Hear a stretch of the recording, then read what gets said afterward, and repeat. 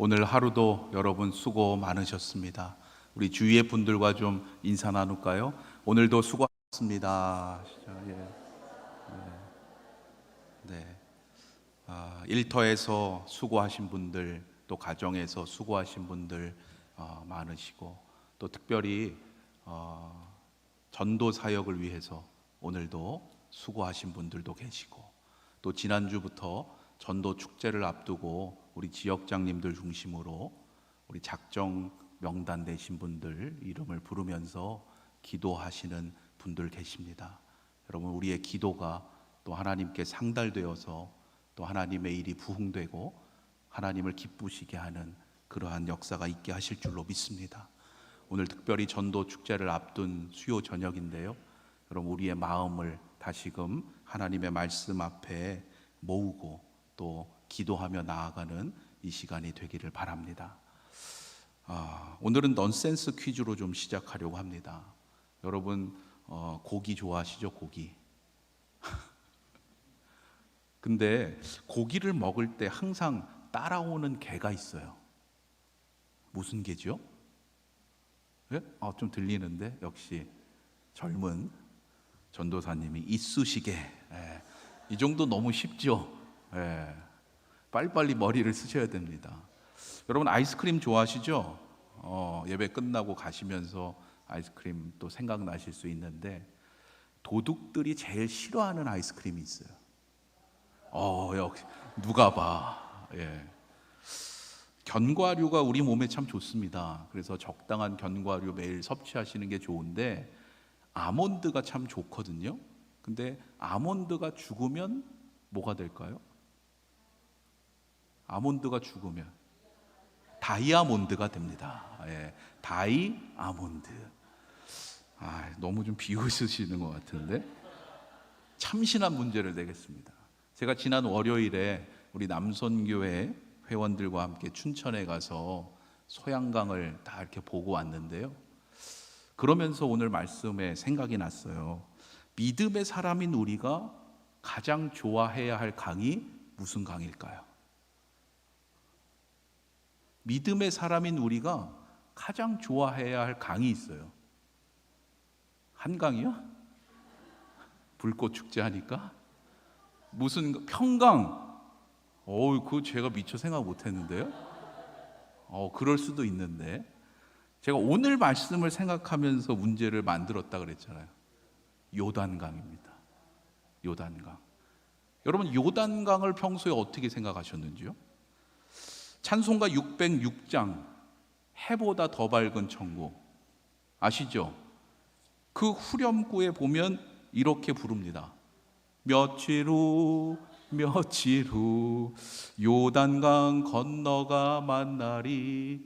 며칠 후 요단강 건너가 만나리. 주로 언제 불러요? 장례식 때. 그래서 우리는 주로 요단강 그러면 장례식, 죽은 후에 건너가는 곳, 은연중에 그렇게만 생각하기가 쉽어요. 요단강은 우리의 이 세상의 삶과 천국에서의 삶을 구분하는 상징적인 경계로 이해되어져 왔어요.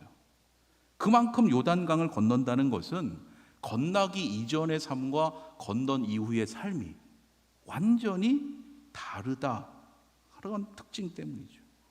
이러한 개념과 이해가 생겨나게 된 근거가 바로 오늘의 말씀인 여호수아 3장 말씀입니다. 이 사건을 통해서 이스라엘이 어떻게 그 요단강을 건너갔는지, 물론 우리가 그것도 잘 이해해야 하지만, 우리가 지금 가지고 있는 요단강을 건넌다는 것, 이것을 내가 바로 이해하고 있는가 다시금 점검해보고 돌아보실 수 있기를 바랍니다. 지난 시간에 살펴본 대로 여리고성에 보냄을 받았던 두 정탐꾼들은 가자마자 발각이 되고 말았어요. 그러나 다행히 라합의 도움으로 극적으로 탈출을 했죠. 라합의 좋은 대로 사흘 동안 산에 들어가 있다가 다행히 무사히 강을 건너 돌아왔습니다. 그런데 엄격히 보면 그들에게 주어졌던 임무에는 실패한 거예요. 하지만 보다 중요한 것은 하나님께서 이미 그곳에서 일하고 계신다라는 것을 보고 왔다는 거죠.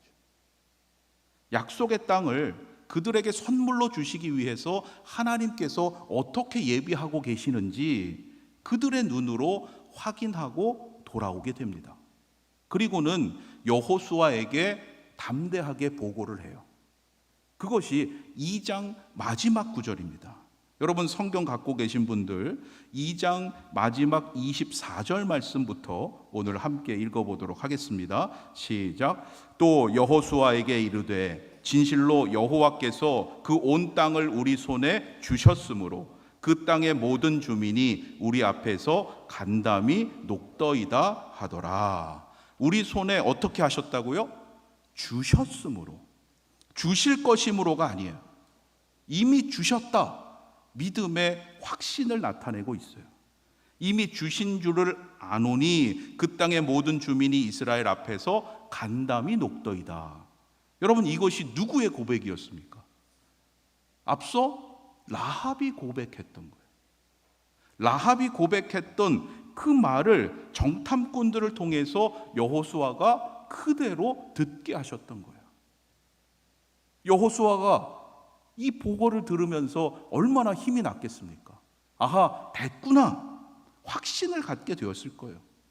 더 이상 주저할 이유가 없는 거예요. 이제 그곳에 들어가기만 하면 되는 거예요. 그래서 여호수아는 바로 그 다음날 아침 일찍이 일어나서 드디어 백성들과 함께 출발합니다. 그것이 오늘 본문 3장 1절 말씀이에요. 3장 1절 말씀 함께 봉독합니다. 시작. 또 여호수아가 아침에 일찍이 일어나서 그와 모든 이스라엘 자손들과 더불어 시딤에서 떠나 요단에 이르러 건너가기 전에 거기서 유숙하니라. 그들이 머물던 시딤에서부터 요단 강가까지 직선 거리로 약 8km 정도 되는 거리예요. 걸어가더라도 사실 어른의 속도면 그리 오래 걸리지 않는 거리죠. 그런데 어린이들을 포함해서 그들이 가지고 있던 소유물들을 다 가지고 모든 백성이 함께 가야 하는 거예요. 짐들도 있었을 것이고 가축대도 있었을 겁니다. 떠난다고 미리 준비하라고 예고하지 않았어요. 그 다음날 아침에 바로 출발하는 거예요.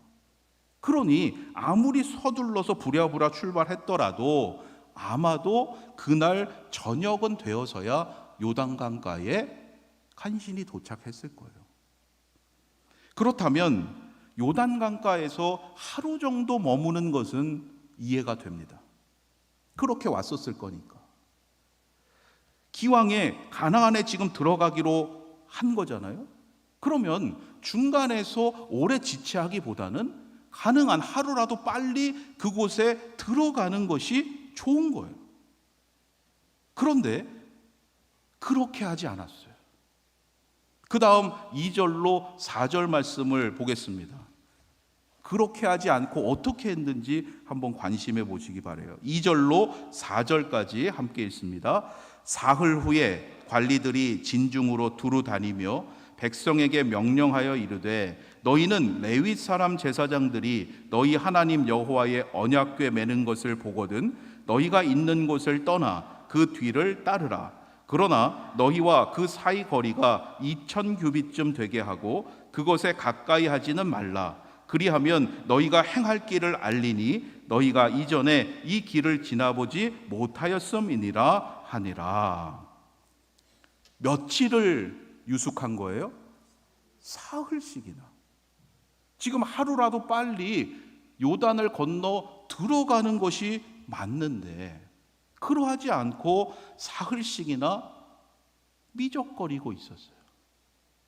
왜 그랬을까요? 더 이상 무슨 준비가 필요합니까? 준비는 다 됐어요. 확실하다는 보고도 다 받았잖아요. 그런데 왜 사흘씩이나 유숙했을까요? 그들이 막상 건너려고 하니까 만만치 않게 보였던 거예요. 그 상태로 지금 그 강을 건너려고 하다가는 너무나 위험할 것이 눈에 보였기 때문이에요. 15절 말씀에 그 힌트가 들어 있습니다. 15절 말씀 눈으로 한번 보십시오. 15절 상반절에 뭐라고 말하느냐 하면 요단이 곡식 거두는 시기에는 항상 언덕에 넘치더라. 그 시기가 바로 요단 강이 범람하는 시기였던 거예요. 강물이 깊어집니다. 강폭이 넓어지고 유속도 빨라집니다. 아이들과 가축대를 데리고 지금 그 강을 건넌다는 것은 소위 자살행위나 마찬가지입니다. 그들이 볼 때 불가능한 거예요. 그래서 사흘 동안을 이스라엘 백성들은 그 요단강을 쳐다보고만 있는 거예요. 그러면서 그들이 무슨 생각을 했을까요? 지금 요단 넘어 들어간다고 했는데 지금 사흘씩이나 못하고 있어요. 여러분, 그러면서 그들이 무슨 생각을 했을까요? 아니, 이걸 어떻게 건넌다고 합니까? 아니, 왜 하필 이때 와가지고 우리를 이렇게 만듭니까? 얼마든지 불평하고 원망할 수 있는 상황이에요. 그렇죠? 과거 출애굽 세대라면 반드시 아마 그랬을 거예요. 그런데 지금 광야 세대는 다르다는 거예요. 성경에 보면 지금 그들 가운데 불평하거나 원망하는 사람이 하나도 없습니다. 그들의 힘으로 스스로 건너가지 못하고 있어요. 그런데도 그들은 불평하지 않아요. 감당할 수 없는 그 상황 때문에 지금은 큰 문제를 만나고 있지만 그들은 불평하지 않고 기다리고 있어요. 무엇을요? 하나님의 말씀을. 이제 어떻게 해야 될지 그 강물을 바라보면서 사흘씩이나 기다리고 있는 거예요. 하나님께 순종함으로 우리가 여기까지 왔구나. 그걸 다시금 돌아보면서 앞으로 주실 하나님의 말씀을 기다리는 자의 모습을 우리가 보게 됩니다. 사흘이 지나서 드디어 여호수아가 행정관리들에게 하나님의 말씀을 전달하죠. 제사장들이 언약궤 매는 것을 너희가 보거든 너희는 그 뒤를 따르면 된다. 그들에게 주신 말씀이에요. 바로 여기에서 지금 요단강가에 있는 광야 세대의 큰 특징을 우리가 발견하게 돼요. 그게 뭡니까? 언약궤. 광야 세대의 가장 큰 특징은 바로 언약궤예요. 이와 같은 상황이 과거에도 있었죠. 과거 40년 전에 홍해 앞에 있었던 출애굽 세대, 그들에게는 이것이 없었어요. 이처럼 언약궤를 앞장 세우라는 것은 하나님께서 앞서 여호수아에게 가르쳐 주셨던 형통함의 삶을 누리는 비결 가운데 하나였어요. 이 전쟁의 주인공이 누구라는 겁니까? 여호수아도 아니고 이스라엘 백성들도 아니고 하나님이시라는 말씀이에요. 그것을 믿고 순종함으로 언약궤를 통해서 하나님이 앞장서 싸우신다는 것을 나타내고 있는 거예요. 지금 군대의 지휘관이나 무장한 군사들이 앞장서라는 것이 아니죠. 제사장들이 언약궤를 메고 앞장서게 하셨습니다. 이것은 바로 하나님께서 그들과 함께 하셔서 친히 앞장서 싸우심을 나타내는 거예요. 여러분, 오늘 우리의 삶도 바로 이러해야 할 줄로 믿습니다. 이 땅에서 주님의 복음을 전하고 하나님의 뜻을 이루어 가고자 하는 사명자는 언제나 하나님의 인도하심에 순종해야 한다는 거예요. 나의 힘으로 하는 것이 아닙니다. 내 눈에 불가능해 보인다고 못할 것이 없어요. 하나님의 말씀을 붙잡고 하나님의 인도하심에 순종할 때 그 놀라운 뜻을 이루어가게 하신다는 거예요. 우리의 힘으로는 불가능할지라도 하나님을 앞세우고 하나님을 따라가면 불가능한 일이 없다는 것을 바로 이 사건을 통해서 보여주고 계시는 겁니다. 하나님께 순종하지 않고서는 그 누구도 약속의 땅에 들어갈 수 없음을 우리는 잊지 말아야 합니다. 이제 잘 보고 있다가 언약궤가 움직이면 백성들은 그 뒤를 따르기만 하면 돼요. 그런데 그렇게 따르기 전에 백성들이 지켜야 할 것을 알려주죠. 언약궤를 따르는 것 중요한데 어떻게 하라 그래요? 거리를 두라 그래요. 너무 가까이 따라가지 말라는 거예요. 그 거리를 얼마가 되게 하라고 합니까? 2000규빗쯤 되게 해라. 2000규빗을 오늘날 미터로 환산하면 약 900m 정도 돼요. 한번 생각해 보세요. 거의 1km가 되는 거리에 언약궤 뒤에서 따라가는 거예요. 사실 잘 안 보일 수도 있는 거리죠. 꽤 먼 거리입니다. 근데 왜 이렇게 거리를 두고 따라가게 하셨을까? 바로 앞에서 따라가면 좋지 않을까? 의욕에 넘쳐서 여러분 막 가다 보면 자기도 모르게 어떻게 될 수 있어요? 언약궤를 추월할 수도 있어요. 사람들에게 휩싸여서 그냥 언약궤를 보다 앞서갈 수도 있어요. 그렇게 하지 말라는 거예요. 열심히 지나치거나 혹은 다른 사람과 경쟁하느라고 하나님의 언약궤보다 앞서가는 일이 없도록 하라는 뜻입니다. 여러분, 믿음의 사람은 말씀에 순종해서 하나님을 따라가는 자가 되어야 합니다. 열심히 있다고 언약궤보다 앞서면 안 된다는 말씀이에요. 언약궤보다 앞서면 어떻게 됩니까? 여러분, 언약궤보다 앞서는 사람이 있다면 어떻게 될까요? 죽어요? 바로 죽진 않을 것 같은데. 지금 언약궤가 우리를 어떻게 하시는 거예요? 인도하시는 거죠. 근데 그 언약궤보다 내가 앞서면 어떻게 되는 거예요? 어디로 갈지 모르는 거예요. 따라가야 될 사람이 여러분 언약궤보다 앞서면 어디로 갑니까? 가야 할 길이 보이지 않게 되기 때문이에요. 여러분 가운데 지금 혹시 내가 어디로 가야 될지, 가야 할 길이 보이지 않는 분이 계시다면 오늘 말씀을 잘 묵상하시기 바라요.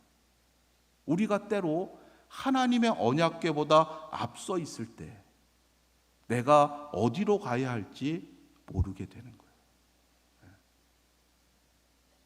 우리의 인생은 모두 다 한 번도 가지 않은 길을 가고 있는 겁니다. 오늘 성경에서 그 말씀하시는 거예요. 우리의 인생은요, 아무도 가보지 않은 길을 지금 가고 있는 거예요. 그 길을 어떻게 가야 하느냐? 하나님의 언약궤를 따라서 가야 돼요. 그런데 지금 마치 그것을 다 가본 것처럼 너무나 자신 있게 자기 마음대로 가고 있는 사람이 많은 거예요, 이 세상에는. 때로 그러한 사람들이 부러울 수 있죠. 왜요? 자기대로 막 가니까. 기다리지 않고 내가 하고 싶은 대로 하니까. 그러나 여러분, 그것은 믿음의 삶이 아니라는 거예요. 믿음의 사람은 그렇게 가서는 안 된다는 말씀이에요. 우리 인생의 주인 되시는 하나님이심을 바라보면서 여러분 그 인도하심에 늘 순종함으로 따라가는 자가 되시기를 바랍니다. 그 인생이 바로 복되고 형통한 인생이 된다는 말씀이에요. 그 다음 여호수아는 백성들에게 준비해야 할 일을 말하죠. 그리고 이어서 마지막으로 제사장들에게도 명령합니다. 그 내용이 5절과 6절이에요. 백성들에게 준비해야 할 일, 그리고 제사장들에게 명령하는 내용, 5절과 6절 말씀 함께 있습니다. 여호수아가 또 백성에게 이르되 너희는 자신을 성결하게 하라. 여호와께서 내일 너희 가운데에 기이할 일들을 행하시리라. 여호수아가 또 제사장들에게 말하여 이르되 언약궤를 메고 백성의 앞서 건너라 하매 곧 언약궤를 메고 백성의 앞서 나아가니라. 너희는 자신을 성결하게 하라. 앞서 시내산에서 하나님이 이스라엘과 언약을 맺으시기 전에 그때도 하셨던 그러한 말씀과 같아요.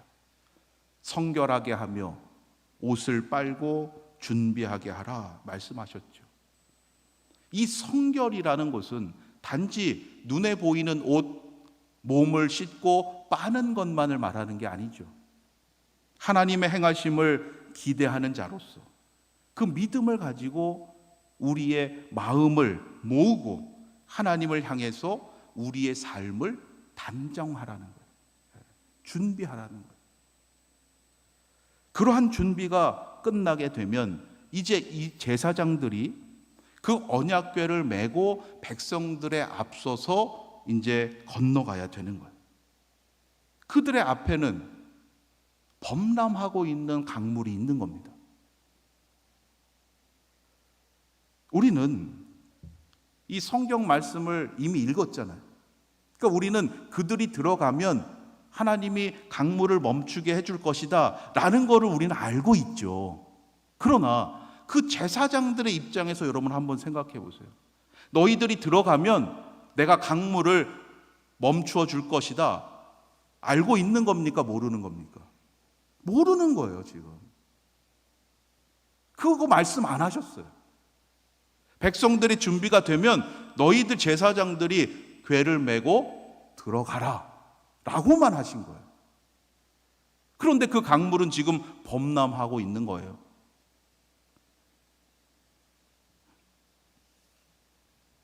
아무리 하나님의 말씀이라지만 여러분이라면 그 물에 들어갈 수 있겠습니까? 조금만 더 기다리죠.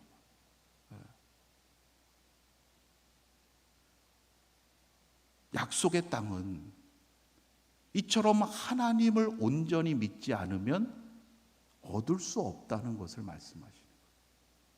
하나님도 믿고 내가 다른 것도 좀 믿으면 좋지 않습니까? 그래서는 안 된다는 거예요. 다른 방법이 있다면 그들이 목숨을 걸고 그 강에 들어가겠어요? 다른 방법이 있다면 피할 길로 가겠죠. 다른 방법을 쓰겠죠. 약속의 땅은 오직 하나님에 대한 믿음과 순종으로 들어갈 수 있음을 보여주고 계십니다. 6절 마지막에 보면 그러한 상황 속에서 언약궤를 맨 제사장들이 어떻게 해요? 요단강으로 나아가요. 그들의 심정이 어떠했을까요? 죽으면 죽으리라. 에스더의 심정과 같았을 거예요. 그냥 모든 것 하나님께 맡기고 순종하는 거룩한 모습을 보여줘요.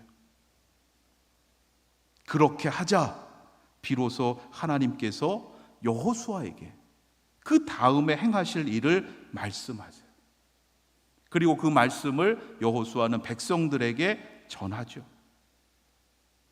모세에게 그러하셨던 것처럼 이제 여호수아가 하나님의 대언자라는 것을 이제 분명히 하시고 백성들에게 그에게 여호수아의 영적인 권위를 또 확인시키고 세워주시는 거예요. 7절로 13절이 바로 그 말씀의 내용인데요. 시간 관계상 이 가운데 11절로 13절만 읽어보겠습니다. 하나님께서 여호수아에게 말씀하시고 그 말씀을 여호수아가 백성들에게 전하는 내용이에요. 11절로 13절 시작. 보라, 온 땅에 주의 언약궤가 너희 앞에서 요단을 건너가나니 이제 이스라엘 지파 중에서 각 지파에 한 사람씩 12명을 택하라. 온 땅에 주 여호와의 궤를 맨 제사장들의 발바닥이 요단물을 밟고 멈추면 요단물 곧 위에서부터 흘러내리던 물이 끊어지고 한 곳에 쌓여 서리라. 순종의 제사장들이 언약궤를 맨 채로 그 요단강을 밟고 서게 되면 흘러내리던 강물이 멈추게 될 것이고 한 곳에 쌓여 서게 될 것이다 말씀하십니다. 여러분, 이 말씀이 상식적으로 이해가 되십니까? 안 되는 거죠. 그런데 여호수아는 이미 홍해가 갈라졌던 그 사건을 체험한 사람이에요. 여호수아는 그 경험에 비추어서 이번에 하나님이 요단강도 그렇게 하실 것이구나 아마 생각했을 거예요. 정말 놀라운 것은 광야 세대의 반응이에요. 광야 세대가 이 말씀에 대해서 어떻게 반응하느냐? 마지막 14절부터 17절까지 말씀 우리 함께 읽습니다. 14절로 17절 시작. 백성이 요단을 건너려고 자기들의 장막을 떠날 때에 제사장들은 언약궤를 메고 백성 앞에서 나아가니라. 요단이 곡식 거두는 시기에는 항상 언덕에 넘치더라. 궤를 맨 자들이 요단에 이르며 궤를 맨 제사장들의 발이 물가에 잠기자 곧 위에서부터 흘러내리던 물이 그쳐서 사르단에 가까운 매우 멀리 있는 아담 성읍 변두리에 일어나 한 곳에 쌓이고 아라바의 바다 염해로 향하여 흘러가는 물은 온전히 끊어짐에 백성이 여리고 앞으로 바로 건널세. 여호와의 언약궤를 맨 제사장들은 요단 가운데 마른 땅에 굳게 섰고 그 모든 백성이 요단을 건너기를 마칠 때까지 모든 이스라엘은 그 마른 땅으로 건너갔더라. 각 지파의 대표 12명을 뽑으라고 하신 그 이유는 이제 다음 4장에서 나옵니다. 지금 이 말씀에 보면 놀랍게도 광야 세대의 백성들은 여호수아의 명령에 한마디도 의문을 제기하거나 불평하지 않는다는 거예요. 그들은 들은 즉시로 순종합니다. 언약궤를 맨 제사장들이 강물 속으로 들어가자 그 상류에 있던 물이 멈추어 쌓여지게 돼요. 자연히 하류의 물이 어떻게 될까요? 마르게 되니까 마른 땅이 드러나게 되는 거죠. 그리고 그 마른 땅으로 이스라엘 백성들이 모두 다 무사히 건너가게 됩니다. 백성들이 모두 다 건너가게 될 때까지 언약궤를 맨 제사장들은 어떻게 하라 그러셨어요? 그 가운데 굳게 서 있어라. 언약궤가 중요한 거 아닙니까? 먼저 안전한 곳으로 가야 되는 거 아니에요? 그런데 하나님은 백성들이 다 건너갈 때까지 그 강 위에 굳게 서 있으라고 그랬어요. 끝까지 하나님의 백성을 보호해 주시는 그러한 하나님이심을 나타내시는 거죠. 여러분, 이 사건 속에서 우리가 반드시 기억해야 할 것이 무엇이겠습니까? 요단강이 범람하던 그 시기에 이처럼 기적적으로 끊어지게 되었다. 그러한 과거의 이야기가 아니겠죠. 모세의 수종자 여호수아를 택하실 때부터 두 정탐꾼을 돕기로 결단한 라합의 사건에서도 그러했고, 또한 오늘 이 요단을 건너는 기적의 이야기까지 여호수아서의 각 장마다 공통적으로 강조되는 주제가 있어요. 여러분, 느껴지시죠? 여호수아서는 지금 무슨 주제를 강조하고 있는 겁니까? 한마디로 말한다면 순종이에요. 순종.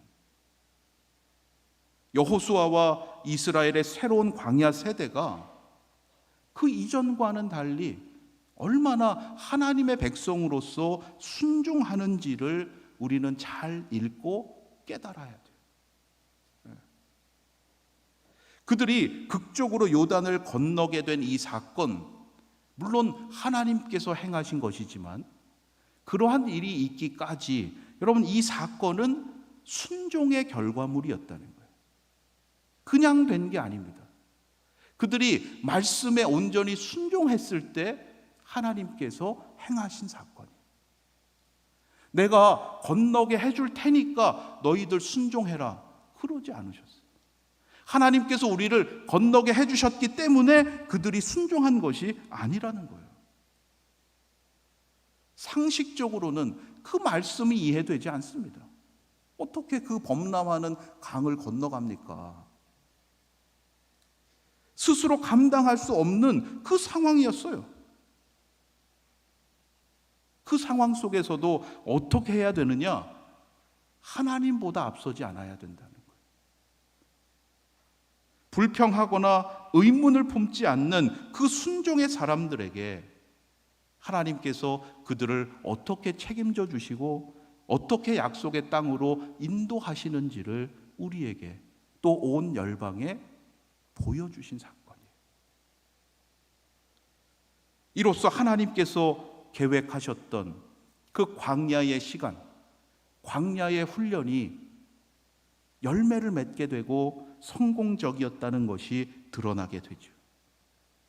아하, 왜 광야의 시간을 보내게 하셨는지 깨닫게 하십니다. 이전 출애굽 세대와는 비교할 수 없는 순종의 백성들이 되는 거예요.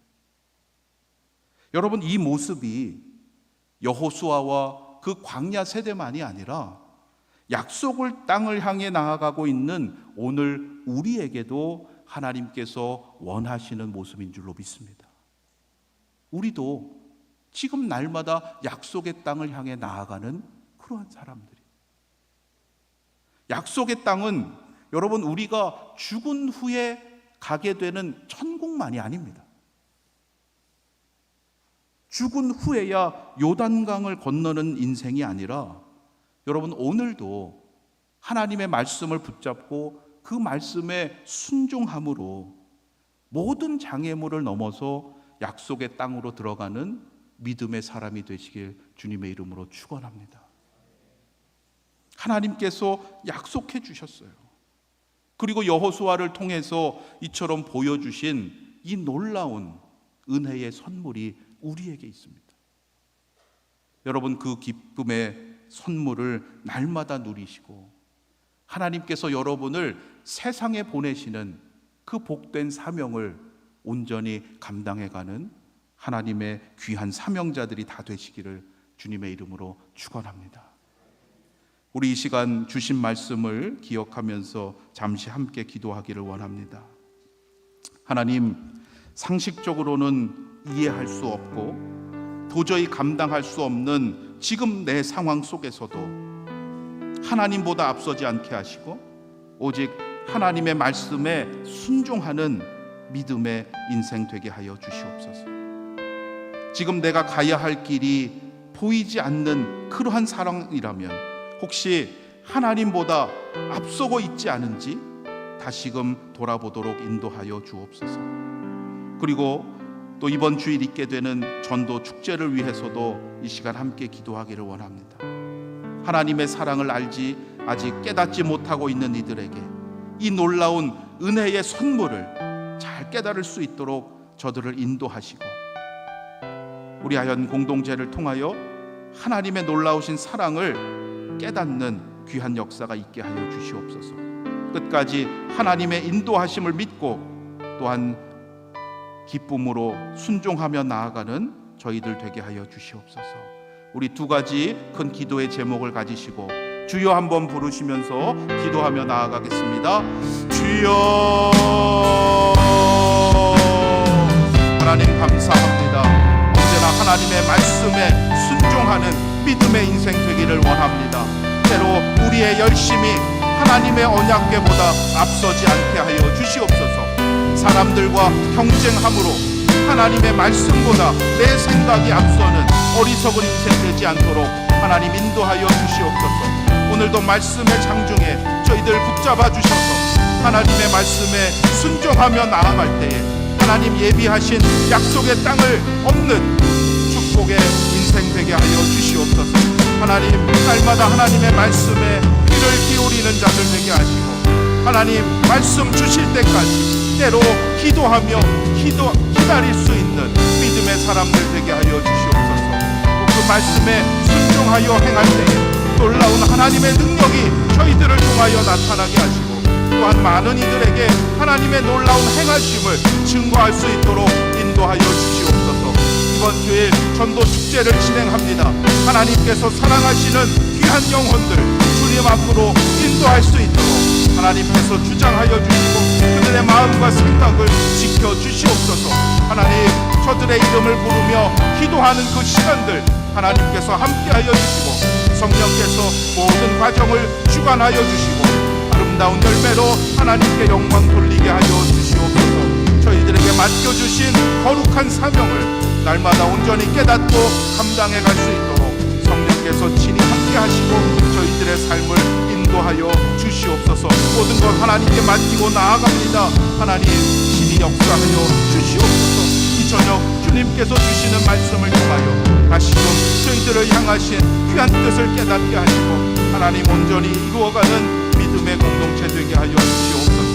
모든 것 맡깁니다. 하나님 친히 주관하시고 하나님